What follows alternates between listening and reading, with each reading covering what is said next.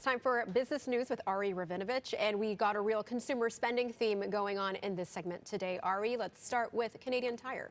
For sure. And yeah, this consumer segment, it seems like it's kind of a similar trend. A lot of companies forecasting consumers will begin to or continue to pull back on spending, and it hits close to home with Canadian Tire.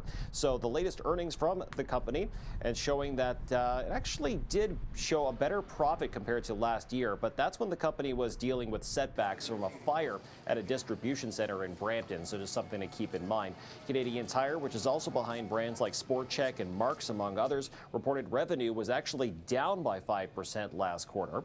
Now, the company did add that demand for seasonal goods lagged behind due to the mild winter weather, so fewer snow shovels, hockey skates, road salt, and winter tires were actually sold.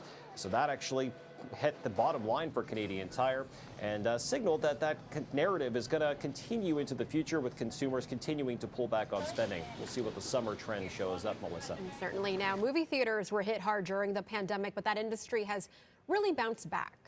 Yeah, and in some ways, yes, in some ways, no, actually. It seems like the writer's strike, now actor's strike in Hollywood may have also had an impact.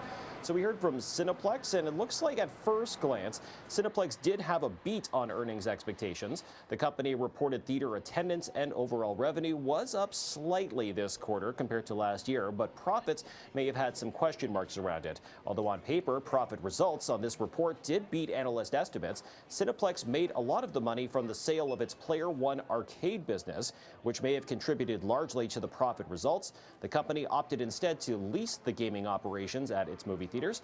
Now, similarly, south of the border, AMC reported earnings, which showed that profits from theater attendance was down due to a lack of big releases, with the company blaming the delayed effects of the Hollywood writers and actors strike. So with this, we'll see how, again, the summer theater trend shapes up.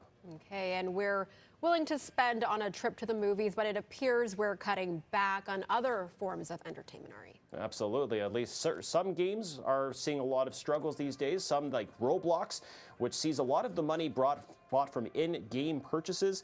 Well, the company reports that those purchases are lagging behind the number of people who are using the game. So Roblox reported quarterly earnings with user growth missing analyst estimates, even with about 77 million daily active users.